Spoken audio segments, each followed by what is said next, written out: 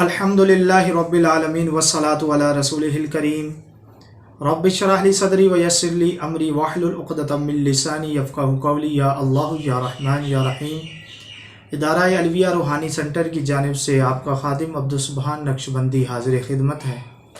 अगर किसी को पित्ते में पथरी हो या गुर्दे में पथरी हो, किस नोयत की भी पथरी हो, अगर इंशाअल्लाह तबारक व तआला ये आप वजीफ़ा करेंगे तो इंशाअल्लाह तबारक व तआला अल्लाह जल्ल शानुहु ने चाह टुकड़े टुकड़े रेज़े रेज़े होकर बज़रिया पेशाब पथरी निकल जाएगी।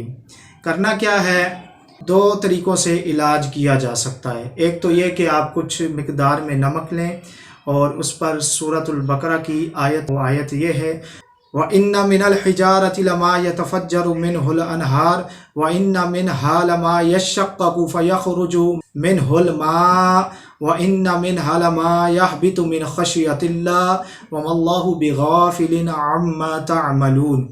इस आयत मुबारक को 1100 मरतबा उस नमक पर दम कर लेना है। फिर वक्तन फ़वक्तन खाने के बाद एक चपटी नमक की मरीज़ ले लेगा, ख्वाह उसे पानी में हल करके पी ले, तो इंशाअल्लाह तबारक व तआला पथरी बज़रिया पेशाब जैसी भी सख्त पथरी होगी निकल जाएगी। ये मेरा आज़मूदा अमल है। मुझ फ़कीर ने कई ऐसे मरीज़ों की पथरियाँ इस अमल के ज़रिए निकाली हैं। मेरा कोई कमाल नहीं, ये सिर्फ़ कुरान का एजाज़ है।